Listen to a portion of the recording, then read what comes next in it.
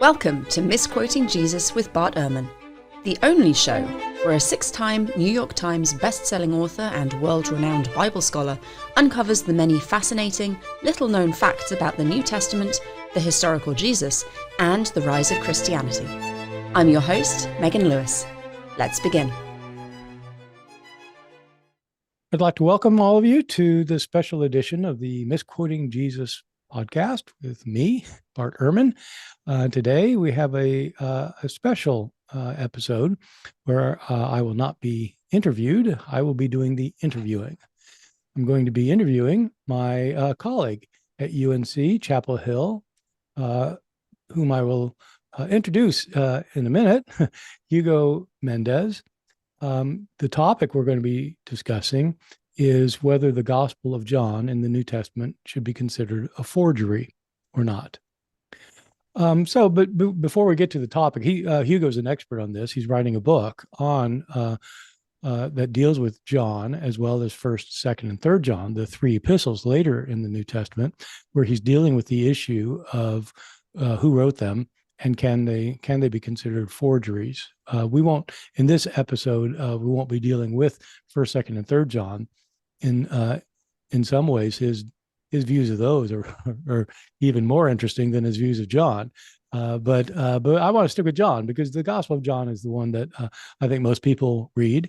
Sometimes in my classes at Chapel Hill, when I mention 1st John, my students have no clue and they open to John chapter 1. So, but we'll probably do an episode later on about the three Johannine epistles, but now we're going to stick with the Gospel of John. First, let me introduce Hugo. I've known Hugo for a good bit of time, probably since about 2015 or 16. He came to UNC doing a postdoctorate here in our Department of Religious Studies. And we, after his postdoctorate, we decided we wanted to hire him. And boy, that was a good move. Hugo has been an assistant professor here with us since 2018. He came to us from Yale Divinity School. He had been a lecturer at Yale for a couple of years and did a postdoc there at the Yale Institute of Sacred Music.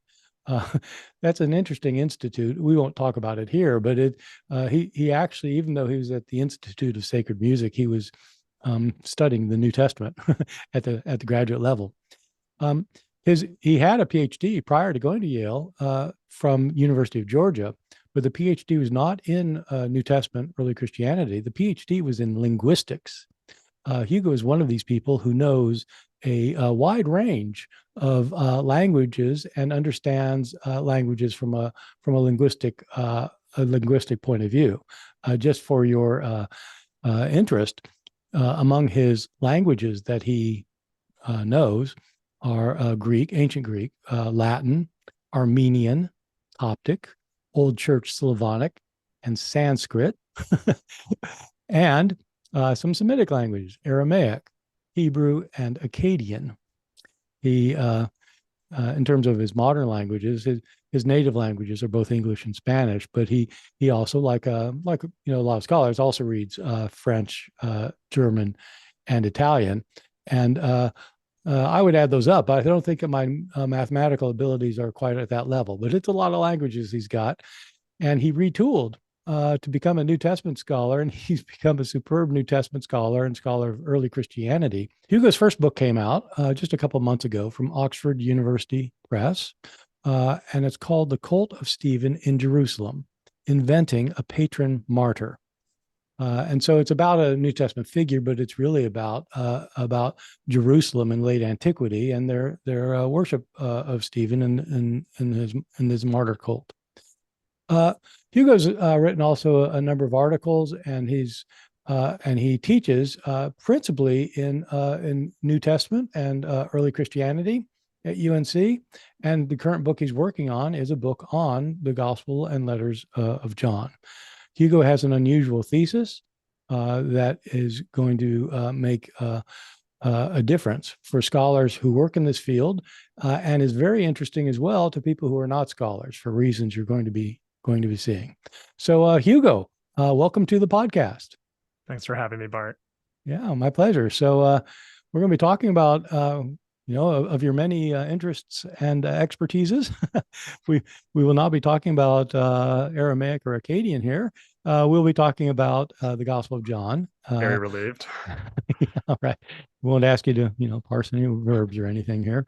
All right. So the Gospel of John. It's probably the most beloved gospel by readers today, I'd say, and most people assume is written by John, and by that people almost always mean John the son of Zebedee. Mhm. Jesus had 12 disciples in the New Testament, and he had an inner circle of three: Peter, James, and John.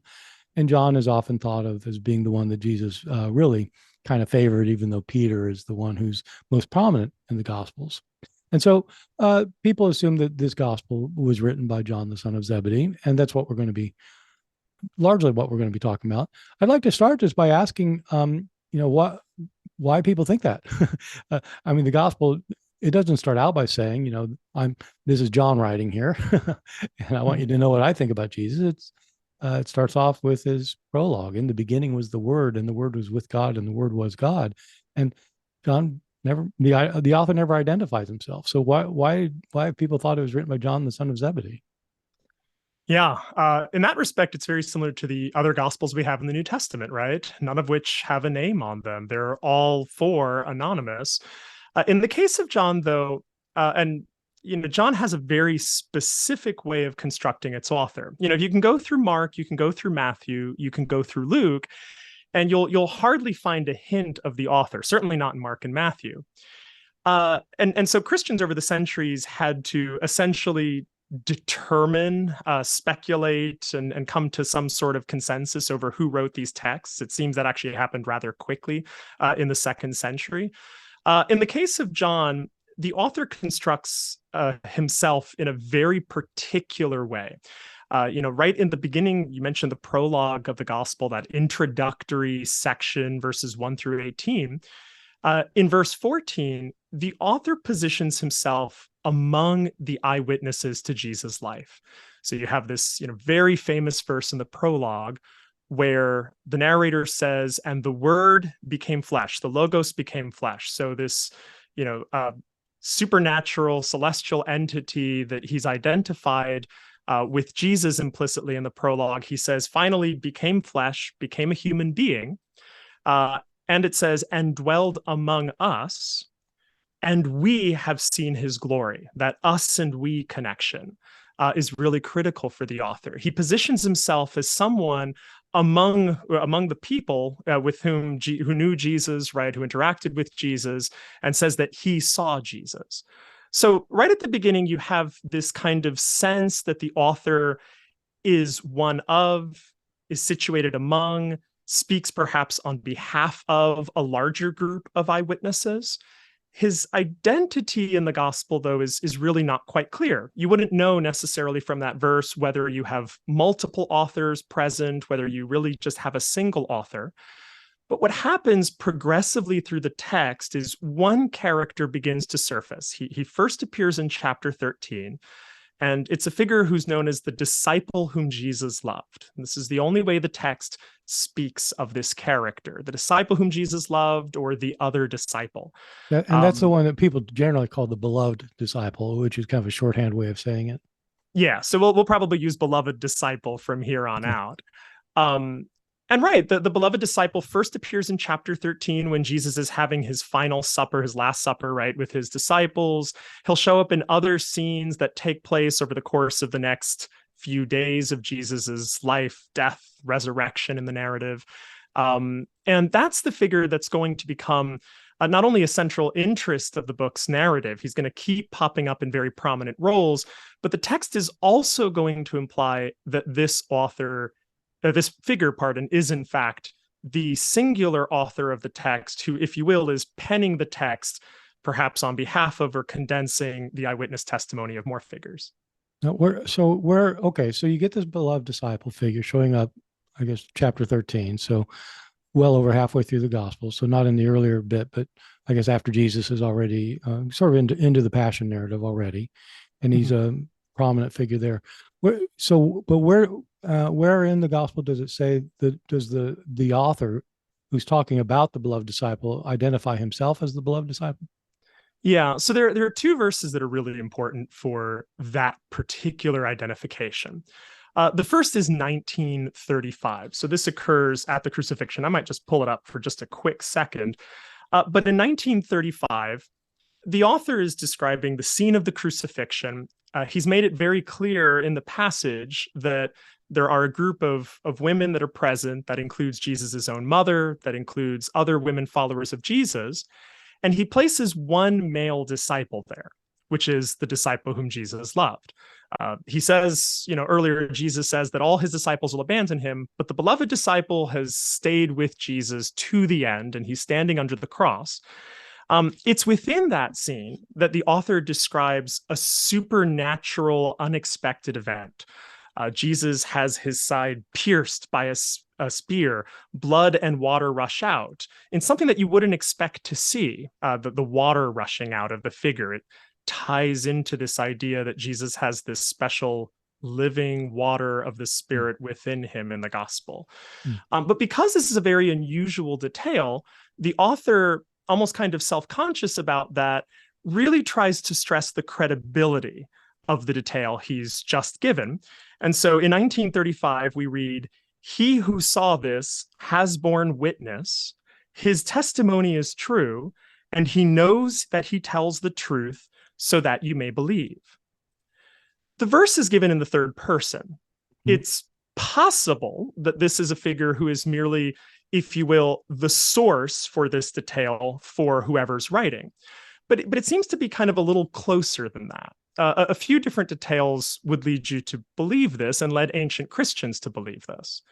One of them, first of all, is the fact that if the book is supposed to be written from a we perspective of those who saw Jesus, then you'd imagine the beloved disciple is one of those figures. The fact that the narrator can say that this person knows that he tells the truth gives you the impression this is someone who is still alive. He speaks right in the present about this. You get the strong sense when he's saying that he knows that he tells the truth, that since the narrator knows the interior states of this person's mind, it seems rather fitting that this person might be the narrator himself. And then there are kind of two other pieces to it. The rest of that verse has that you may also believe. The person has testified that you may believe.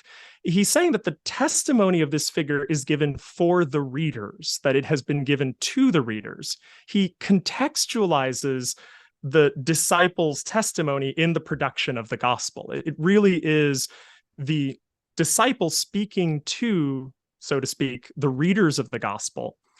And the entire point that this is so that the reader may believe actually fits with what you find in 2031 when the narrator states his own purpose in writing. A few chapters later, the narrator will say that he has that these things have been written so that you may believe, thus aligning what the disciple has done with what the narrator claims to do, or what the narrator claims his book does. So 1935 is really critical for knitting the two together, the character of the beloved disciple and the narrator of the book into one. So why, can you just say, why wouldn't the narrator, why wouldn't it be just that the narrator is agreeing with the source that he has, that the beloved disciple saw this and he's telling the truth. He knows he's telling the truth, and as opposed to, like saying, like, I saw this. Yeah, I think it's that, extra piece, for instance, he's testifying that you may believe. I mean, I think that kind of addressed to the readers, it's suggesting that I think the author is much more clearly to be identified with this character. I think it's knitting the two together more closely. Yeah. That's not necessarily, it's not impossible to imagine other options. I just think that's where the text is sort of, I think, really hinting the reader towards in very subtle ways. And it gets borne out in the reception history, right? So you can then read the next several centuries of Christian thought on this. And the reception history is quite clear that the figure who wrote this gospel is, in fact, the disciple whom Jesus loved. And that tradition I was just going to say, I mean, you put a lot of weight on the reception history. I mean, because, for example, the tradition history says that Mark was the disciple of secretary of Peter, Mhm. and so that's just as strong. And I mean, do you think the fact that people over 100 years later started saying that is good evidence, or I mean, Yeah, I don't think necessarily it was over 100 years later for the case of the Gospel of John. oh, really? And I'm Whoa, definitely hold on a second. When was John first named as John? so I'm Irenaeus, I think, is the one who gives us our earliest indication. And so then if you place the authorship of the Gospel turn of the second century, whatever exactly that might mean for you, Huh? that could mean early second century, that could mean, Whoa, perhaps end of the wait first. a second. Oh, you mean you mean Gospel of John was written around the turn of the Yeah, that's right. around say Yeah, I'm not thinking over a century. I'm thinking a shorter period of time. okay, so And I but think you're thinking Irenaeus, oh, go you on. you think it's written around the year 100 then? Yeah, and that's a rough target, right? I Yeah. think with Okay. all our gospels, these are always rough targets. Okay. My sense is that Papias does know the Gospel of John, and he's writing, I think, in He the doesn't name it as early John second though. century. He doesn't name it as John. Not in the pieces of Papias that survive. Well, Um, right, but so I'm asking when is the first name John? And Papias may have called it John. He may have called yeah, it Fred. I don't know. Right. I mean, is there a reason to think he named it John? yeah. I mean, I think there's a clear reason to think that Papias, named it John. I'm wondering, are we getting sidetracked here? Just a A side note. bit. Yeah, okay. Okay. But I just want to be clear about this. The first time it's actually named as John is Irenaeus, Yeah. who's usually dated 180 or 185. Yeah, that's right. So that would be 80 or 85 years later. So I just wanted to be clear that the reception history doesn't start like, the year after it was written. Yeah, but it doesn't also start with Irenaeus, right? I mean, I think he Oh, is I don't channeling know. something that has become something in Christian thought. I don't know if that's true or not. I mean, I don't know. But okay. So, I mean, we But don't have. that's of course the name John, right? We have one other thing to consider, which is John chapter 21. Oh, yeah. So, Okay. right. So, John obviously has 21 chapters in our modern Bibles. One thing that scholars have appreciated through the last century is that there is something unusual about chapter 21 that suggests that it was probably added later to the gospel. And so, what's important about that chapter, it's still the majority opinion among scholars. You'll hear some contrary voices on this, but it's still the majority opinion, and it's one that I agree with, and I think you agree with. Could you explain? Because people aren't going to understand why we're lopping off the last chapter here. Yeah, that's fine. Why do Yeah. we take off the last chapter of John? Yeah, so if you read chapter 20 of John, you'll get all the way to the end, all the appearances of Jesus after his resurrection to his disciples, and you get a verse that feels at first glance like a very fitting conclusion to the book. Where it'll note that there are many other signs that Jesus did in his life, but these are written so that you might believe that Jesus is the Son of God, etc. What's interesting about that is that it reads a lot like the endings of other ancient books. It's a fitting place to conclude the book. In fact, it's so fitting, it's exactly where the book ends again a chapter later. If you read the end of chapter 21, the point is made again that there are lots of other things that could be contained in this book, but are not. What follows in between those two seemingly redundant endings is a new passage of material that describes another appearance of Jesus that, for various reasons, because of its location between those two endings, because of the fact that it's at the end of the book, which is an easy place to potentially interpolate a text with additional material to actually insert new text, is what I mean by interpolation. And also just little features of that passage itself, scholars tend to think that this was probably added later. Okay. What's significant about chapter 21, whoever added this piece, is that they seem to have read the Gospel of John also in the sense that the disciple whom Jesus loved is probably the author here. So what you get in chapter 21, 24 to 25 is that at the end of this passage that has featured Peter and the beloved disciple with Jesus, you read the verses, "This is the disciple who is bearing witness to these things and who has written these things, and we know that his testimony is true. And there are many other things which Jesus did, were every one of them to be written, I suppose that the world itself could not contain the books that were written. It's an unusual verse where whoever's writing chapter 21, who I think is not the author, and most scholars would agree is probably not the author here of the original section of the gospel, he sort of takes, first of all, language from three different places. If you look at that verse closely, it's essentially a bricolage of language from 114, we have seen his glory, that piece, language from 1935, and language from 2031. He's combined pronouns too in a gospel that refers to the disciple whom Jesus loved in the third person singular, who also has this third person plural we. The author has combined both of those at the end. He's also drawn in himself as an I, but I think in this bundle that, again, ultimately makes the point that the disciple whom Jesus loved is the disciple who has written this text, and trying very clearly to identify himself as the writer of the gospel. Okay. So not himself, but the beloved disciple. No, I think the idea here is that he is saying in third person and first person ways, he's kind of drawing together all these pronouns to identify himself as the author. Oh, God. I thought you were going a different direction, because he says, this disciple wrote it, and we believe it's true. That seems to differentiate himself from the person who wrote it. I thought you were going to say that this is, if you think 21 was added pretty quickly after the rest of the gospel, early in the 2nd century, say that'd be an argument for reception history, showing that the author of 21 thought that the rest of it had been written by the beloved disciple. But you're not saying that. You're saying that you think the same person wrote 21 who wrote the rest of it? Not in real life. I don't think the same person, chapter 21, has the same author as 1 through 20. Oh.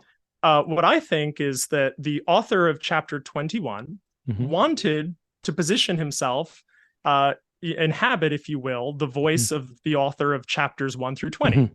That author of chapters 1 through 20 speaks in a we and identifies himself with a person in the narrative, it would seem, in 1935.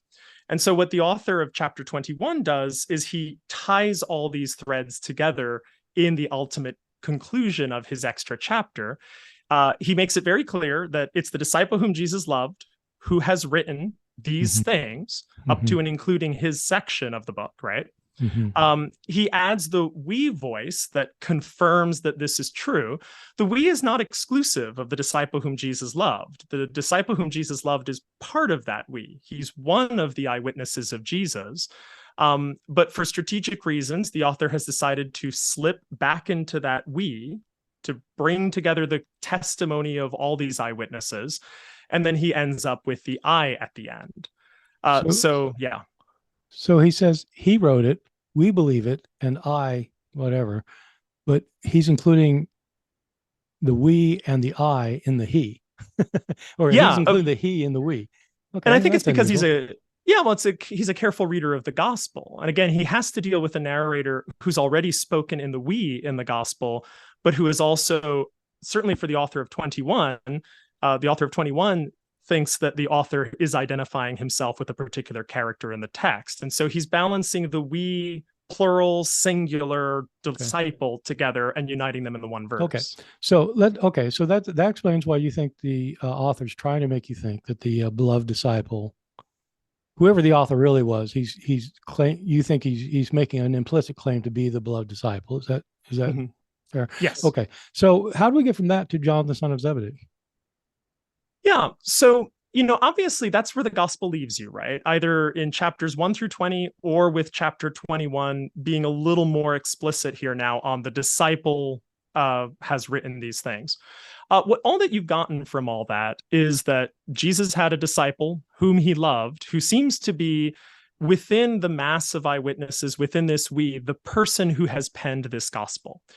And what's left then is for Christians to try to make sense of and try to identify who this disciple is. The gospel leaves several clues potentially. It builds certainly a characterization of this gospel, this figure. It claims that he's a disciple of Jesus. It positions him as a very intimate, close disciple of Jesus. In fact, the most intimate disciple of Jesus. So in chapter 13, Jesus has the Last Supper scene, right, with his disciples, which in John has a different emphasis on. Jesus starts washing their feet. There are other aspects of that story in John. But what Jesus does at the Last Supper is he's reclining at table, and according to the narrator, the disciple whom Jesus loved is reclining on the bosom of Jesus. He's so close to Jesus that he's literally lying on Jesus. And this actually very symbolic position for the gospel that really shows the intimacy and closeness of the two. And the story says Peter at one point has a question to ask Jesus. He has to ask the question through the beloved disciple. He has to ask the disciple to ask Jesus a question. And this is Peter, the most prominent disciple of Jesus, according to the other synoptic gospels in the New Testament. So the text is very clearly positioning him as an inner disciple of Jesus. I think ancient Christians looked at that and they quickly did a round of arithmetic. They said that this is apparently a disciple of Jesus. We know that Jesus had 12 disciples, and it seems that it's probably the 12 at play. Jesus will say in the final farewell speech that he gives his disciples at the Last Supper that he has chosen them, which echoes the language earlier in the gospel that he had chosen 12. He's called a disciple. That would fit that too. And so now you're looking for someone in that group of disciples who is the most intimate to Jesus. The synoptics say that Jesus had 3 intimate disciples, Peter, James, and John. It can't be Peter, because Peter and the beloved disciple appear in the same scenes. That leaves James and John. James, according to the book of Acts, elsewhere in the New Testament, died not long after Jesus' own death. So he's probably not this figure. It leaves John standing. And that kind of quick arithmetic, I think, occurred very quickly, very universally for Christians, who then, already in the 2nd century, were going to find indications that they identify the disciple whom Jesus loved with John, the son of Zebedee, the disciple of Jesus in particular. Okay. Well, I completely agree with that logic. I mean, I don't agree that we know that it was earlier in the 2nd century. You and I can, we can arm wrestle about that one over drinks sometime, but because until Irenaeus, we don't know, in my opinion. But apart from all that, okay. So apart from all that, do you think the author then is making the implicit claim to be John, the son of Zebedee, or do you think this is an induction from that the early Christians make? Yeah, I think it's more likely an inference of early Christians. I think that the otherwise kind of anonymity of the text, the implicit ways that the author is trying to construct himself in a way but not make a direct claim, I think that he's more subtle than a single target. And I think that's kind of the power of this. When you think about ancient forgeries, ancient pseudepigrapha, texts that claim to be written by people they're not.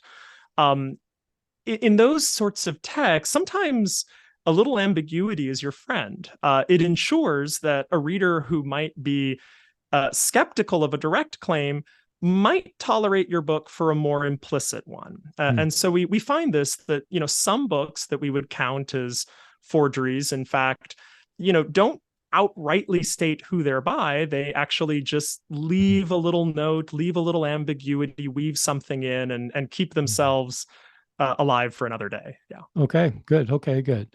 So in either event, whether he intends you to think this is John, the son of Zebedee, who's not mentioned, and I guess that would be one reason not to mention John, the son of Zebedee in the gospel, right? Am I right? John doesn't occur in the gospel. Yeah, John, the son of Zebedee, or the sons of Zebedee, is actually all that appears, and it appears in chapter 21, which again, scholars question. Right. Yeah. So, okay, but apart from whether he wants you to make a specific identification with one of the disciples, in your judgment, this guy's claiming to be one of Jesus. The author is claiming to be one of Jesus' closest disciples who really knows the scoop. Yeah. If you're enjoying the Misquoting Jesus podcast, you'd probably like my online courses as well. I've produced a number so far, with multi-lecture courses on the New Testament Gospels and the books of the Pentateuch, standalone lectures on the Christmas story and the earliest Christian views of Jesus, and a 6-hour debate on whether Jesus was actually raised from the dead. If you're interested, check them out at barterman.com. You'll receive a discount on your purchase simply by entering the code MJPodcast. Now you use the term forgery, and many people listening to this or watching this will understand about that. But let's talk about it for a second. Could you just explain what you mean by the term forgery? Because it doesn't sound good. Yeah, and it's fair to say that many ancient people would not have found it to be good. I think someone I know has written a book on that. But right, when I'm using the term forgery here, so first of all, I think it's fair to say our field has a nomenclature issue. I think the way we define the terms we use are a little not entirely clear, and part of it is that the practice we're talking about is one that appeared in lots of different forms, right? And took lots of different shapes. So when I'm using the term forgery, I'm referring to an author who presents himself as someone other than who he is. So that might take the form of him actually putting a pseudonym on his text, of actually taking on a false name. But this could also be done more implicitly. An author can also go ahead and at least imply that he is someone other than who he is and a particular kind of person, while falling short of directly identifying himself. And so you see this kind of happen in different texts, right? A great example is the Wisdom of Solomon, this forgery that now forms part of the Catholic Bible. It's a text that never has a name on it. It never claims directly to be written by Solomon in its actual text. But what you do get in the text, in one of the later chapters, is the author subtly saying that I am a king in Israel, and that God commanded his temple to be built, and it leads you to the inference that it's Solomon. Yeah. And that's where the reception history took it. I mean, and you get the same thing actually in the Hebrew Bible, right? The book of Ecclesiastes. That's right. The wealthiest man, the wisest man, king in Jerusalem who's ever lived. That kind of thing. He's like, and who said in order many proverbs, but you never hear Solomon said. Yeah, and again, that ambiguity. Yeah. So it would be, if you've got a case where, for example, outside the New Testament, you have the book of 3rd Corinthians, which claims to be written by Paul.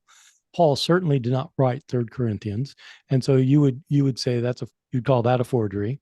But you're saying that even if you've got a book where somebody's kind of hinting, he's giving a clear indication without giving his name, but he's giving a clear indication of someone other than who he really is, then that's also would count as a forgery. It doesn't have to be somebody actually naming himself. So if you're claiming to be the closest disciple of Jesus without saying, yeah, my name's John, that still would be considered a forgery. So he's maybe not given us a name, maybe not pointed to a particular target, but he's constructed himself in a very different way. He's, again, presented himself as the most intimate disciple of Jesus, who was really there in the room for all of these events, who's an eyewitness to the life of Jesus. And that, I think, is a different cast than the actual author of this text. Yeah. Okay. So, New Testament scholars frequently talk about this as pseudepigraphy. And they get really nervous when you say forgery. Yeah, sure. So what's your take on that? I think it's ridiculous. I mean, I'll say this. No, I mean, there's a serious nomenclature issue, but pseudepigraphy is a flawed term. It's one that I think tends to limit the options of what we can imagine, for one thing, because the same people who argue for pseudepigraphy are, the very word pseudepigraphy, first of all, really has in mind titles and direct authorial ascriptions and attributions, which is not the case for some of this literature. Why does it mean refer to a title? Just explain for people. Yeah, just epigraph. Like in the word pseudepigraphy, you have epigraph, which is essentially, the title of a work, but it's all about direct labels. See, an epigraph would be the thing on top of the writing, epigraph or something, and a pseudo would be, so an epigraph, that's a lie. It's basically something like that. Yeah. Okay. And so whoever wrote this book didn't put a title, the Gospel according to John, on it. Yeah. So if the work didn't have a title, if it doesn't have a direct name expressed, even, I mean, it's not a good candidate for this. Pseudepigraphy, the way that scholars use it, pseudepigrapha, right, also include works that were misattributed, the way we use the term. And so that has nothing to do with authors. So that already starts to muddy the picture. In other words, if you say something like the book of Hebrews was written by Paul, it's not the author claiming that, it's you claiming it. And so it's not an authorial intent. It's not the author making a false claim. It's somebody falsely saying that somebody else wrote it. Right. Yeah. So the term already starts to be used for things that it's not all meant to be used for. And then I think the final issue with the term is, I think it's deliberately opaque. I mean, I really think it's a way that scholars in our field talk about things in a way that, I mean, I don't know. I'm surrounded by very well-educated people at the university, and when I use pseudepigraphon, nobody knows what I'm talking about. Everyone knows what I'm talking about when I use the word forgery. Now, I'm not saying forgery is necessarily the best term for this. But I think that's a conversation to have. It's just I don't think pseudepigrapha is the best term for this. But so just to be clear, when you talk about forgery, you really just you're not talking about an author making up stories about Jesus or changing stories about Jesus or it's not about the content. It's about who the author is claiming to be. It's a specific thing. The author's claiming to be somebody that he's not. Right. And in this case, the author would be claiming to be one of Jesus' closest, implicitly claiming to be one of Jesus' closest disciples. Is that? Yeah, it's about a false authorial claim. I mean, an author who has accurately represented himself can lie, invent, exaggerate. There's no necessary tie between have you represented yourself clearly as an author and what contents do you present. By the same token, someone who writes under a pen name, a pseudonym, who's built a forgery or constructed forgery could include accurate information in it. The question of historicity is a different question than what's the authorial claim made in the text. Most people would think that if somebody's claiming to be someone other than they are, that they're lying about it. I mean, if I wrote a horror novel and signed it Stephen King and sent it into a publisher, I'd get in trouble. And if it succeeded and they found out actually Stephen King didn't write this, Bart Ehrman wrote it, boy, I'd be in real trouble. So does it have that kind of negative connotation? Is it lying? Is it how do you deal with this? This is in the Bible, for one thing. Well, we can at least say it's deceptive for sure. Especially if it's, again, intended to produce a certain kind of reception from readers. If readers are meant to take it a certain way, then that's a thing. In terms of kind of moral judgments, I mean, that's all the ambiguities and subjectivities of ethics and morals. I think it's very clear, though, how ancient people thought about this when people were caught in the act. These are not positive responses. People saw the practice as problematically as we do today. One thing that a lot of scholars in our field are prone to say is that, well, this practice is so widespread that it must have been widely culturally accepted. And I don't think that's true at all. I think all that tells us is it was very widespread. And in the ancient world, you don't have as many ways and, to be able to determine the authorship of things as carefully and accurately as, I don't know, centuries of scholars working very closely with the text in the kind of debate that, again, academia fosters. Yeah. I mean, this claim has always befuddled, not always, but it's befuddled me for many years, where people say that, well, it was so common, it must have been an accepted practice. And I'm always thinking, well, adultery is very common. Cheating on your taxes is very common. There are all sorts of things that are very common. That doesn't mean they're socially accepted. Yeah. What a crazy argument that is. And so, okay, but so it's a deceptive practice. Right. So what makes you think that the author is not who he says he is, though? I mean, why do you think this author is not one of Jesus' closest disciples? Yeah. And this is where actually then the authorial claim and historicity comes back into some sort of relationship, right? The author has claimed that he is an eyewitness to the life of Jesus, that he has spent time walking with, seeing Jesus. The problem is what he describes in his text. He presents Jesus teaching at length. The Gospel of John is full of very long discourses, long teaching sections in which Jesus articulates his views.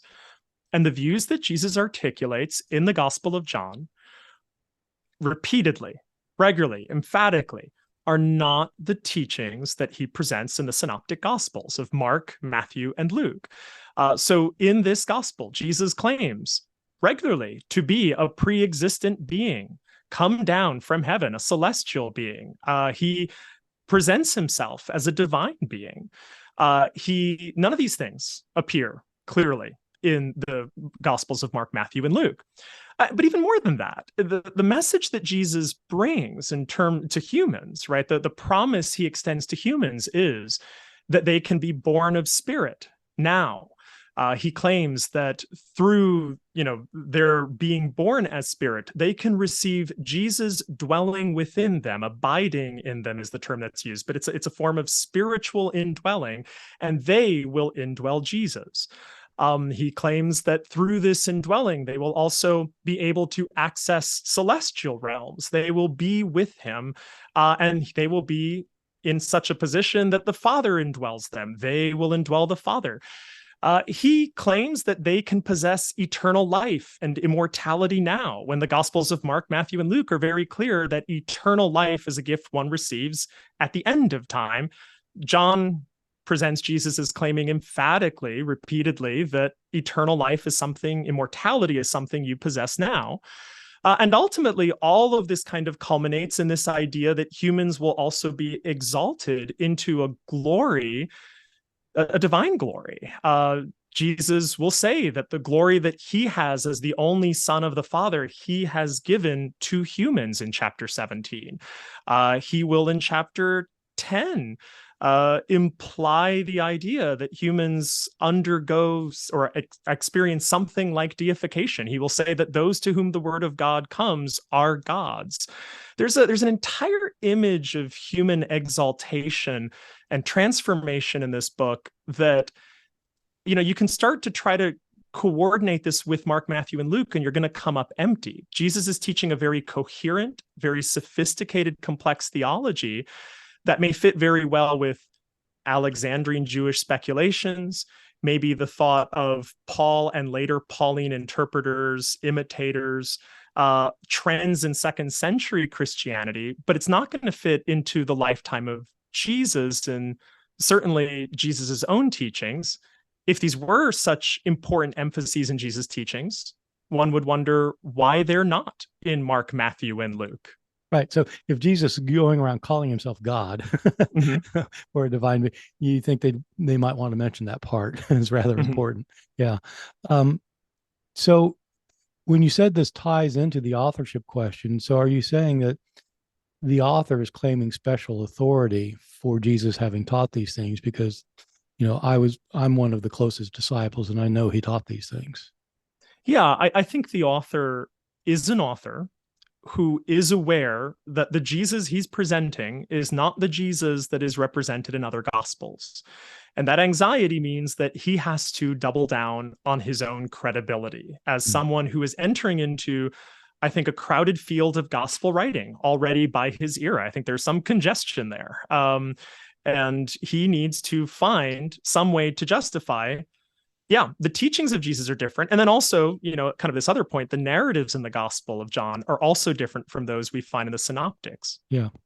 Okay. So let me get clear on kind of a pretty basic point. I mean, you think the author's being deceptive and when he claims to be the closest disciple of one of the closest disciples of Jesus, do you think he's being deceptive in his delivery of Jesus' teachings? I mean, I think does he know that this is stuff that Jesus didn't really teach? Yes. I think that the author of the gospel is somebody who, at the very least, I mean, this is where we enter into the very dangerous ground of trying to perhaps enter into an ancient author's mind, right? But I think that the Gospel of John very clearly has resonances.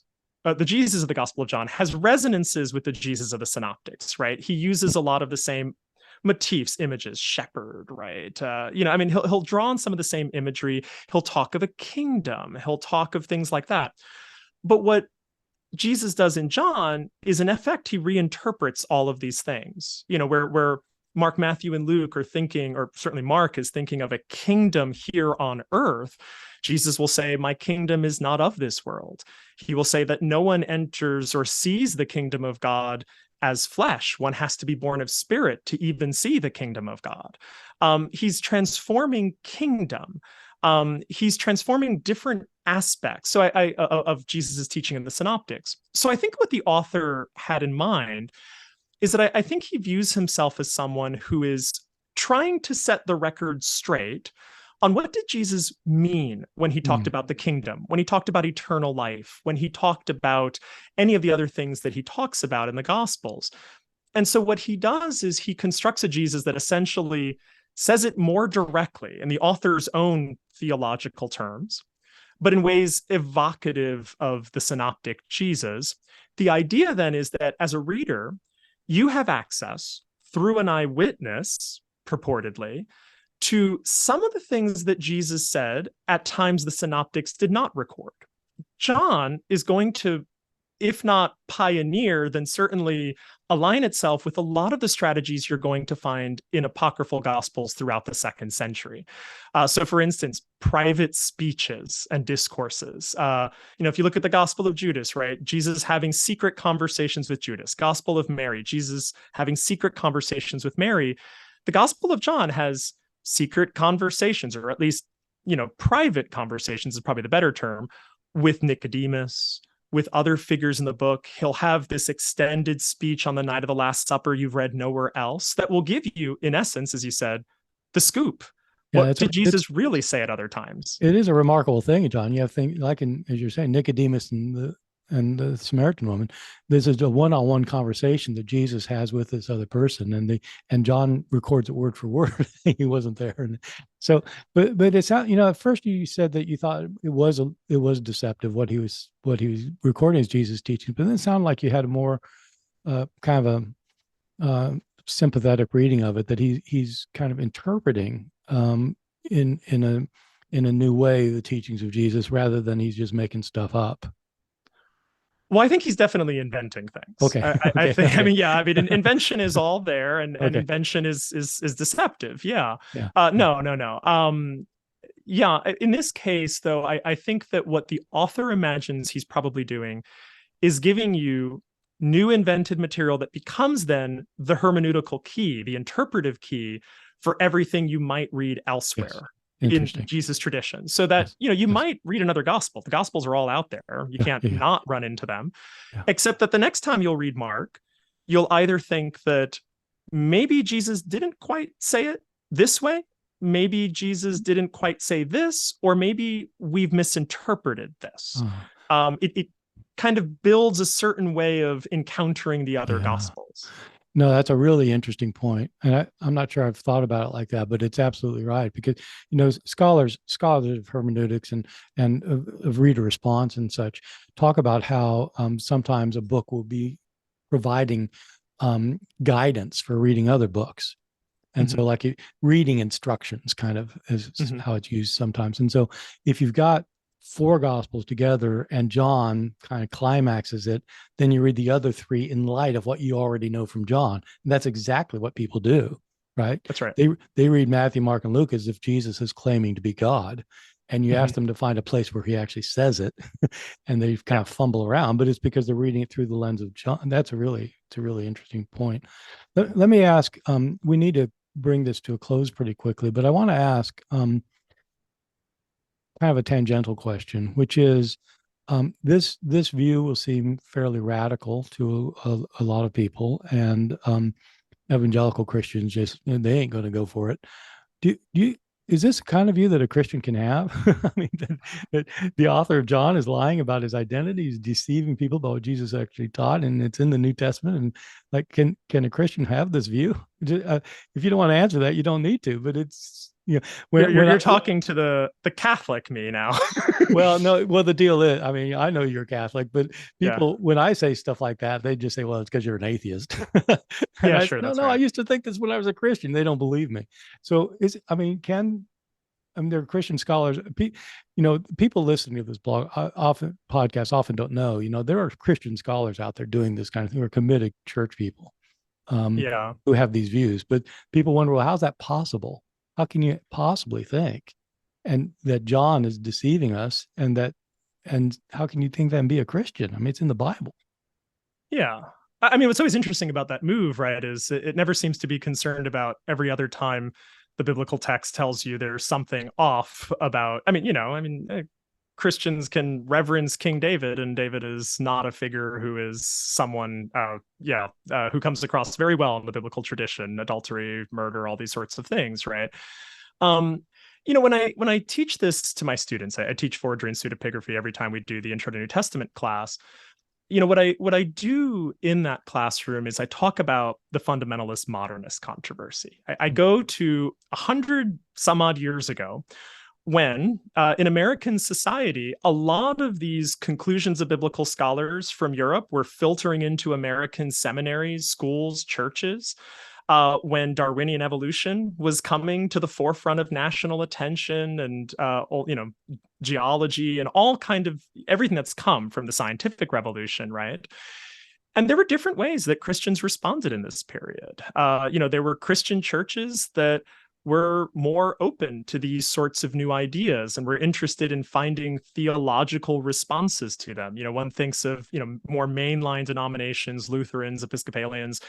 And then there are denominations that moved in fundamentalist directions, that doubled down on the inerrancy of Scripture, the accuracy of Scripture, that cleaned house in seminaries, that, redid their landscape. I tell them the history of the Catholic Church, which was very resistant to this scholarship until Vatican II, which allowed Catholic scholars to consider these things in a new way. I remind my students that, in the end, there have been different responses by Christians to this. If the question is this troubling and difficult? Of course it is. I mean, it is, right? I mean, you don't have to be comfortable with it. You just have to be comfortable with the logic of it. The problem of forgery. From there, you have a lot of, I think, theological calculations to make. And I think the key that I want from my students is for them to recognize you have to make them. You've probably already grown up with years and years of, hearing messages in your churches of, potentially, if you don't believe the world was created in 6 days, you are not a true Christian. But there's a history behind why certain churches insist on that. And there are churches that disagree with that. And you need to position yourself within that larger debate and take agency in that debate, right? Decide what you think works. The thing I think you can't do is close your eyes to what these issues are. Yeah, well, I mean, I think Christianity is dead if it refuses to accept logic and knowledge and information and data, and if you just reject it out of hand. And I unlike you, I went to I have a master's of divinity degree from a Protestant theological seminary. And of course, the things you're doing in your book are different in many ways from one standard biblical scholarship in a lot of your conclusions. But the basic view of things like the author of John was the beloved disciple. He wanted you to think he was John, the son of Zebedee. He was not John, the son of Zebedee. And his reports of what Jesus said and did are not what Jesus really said and did. That was taught to Presbyterian ministers when I was in seminary. I mean, so the Presbyterian, my friends, they all learned that stuff. They quickly forgot it when they got congregations because they didn't want to make too many waves. But the basic lines of historical scholarship is developed by Christians, not by atheists. Yeah. And so this is not, people who think this is the dividing line between faith and non-faith have, in a way, they've been convinced by the fundamentalists, right? They've been convinced that if you don't believe the Bible literally, then you can't be a Christian, which is historical nonsense. Yeah, they've let a few people in the early 20th century set the terms for how we do this with all the data that we have today. Yeah. Well, look, it's a really fascinating topic. And I think everybody's going to be impressed with both the subtleties of it and the large implications of it. So you got these kind of subtle details that lead to rather significant conclusions. And and I look forward. We're gonna move on to the Johannine epistles down the road at some point, because people aren't familiar with those as much. But it turns out you've got a theory about those that's really quite striking. Yeah, and right. if any of your, listeners definitely want to at least understand a little bit more of kind of, my point of view, I have an article, Did the Johannine Community Exist? Did the Johannine Community Exist? It's an open access article, so anyone can pull it up. It's not behind those academic library firewalls, but it was published in the Journal for the Study of the New Testament, and I think it gives, at the very least, also bibliography for some of the things. I'm not the only person to raise questions, certainly not the first person to raise questions about the authorship of John. No. Yeah. Okay, great. Well, thanks, Hugo. I really appreciate it. I've enjoyed it very much. And thank you all in the audience for tuning in to the podcast. We will be back again next week with my being on the hot seat, being interviewed by Megan, and it'll be an episode released next Tuesday. Thanks so much.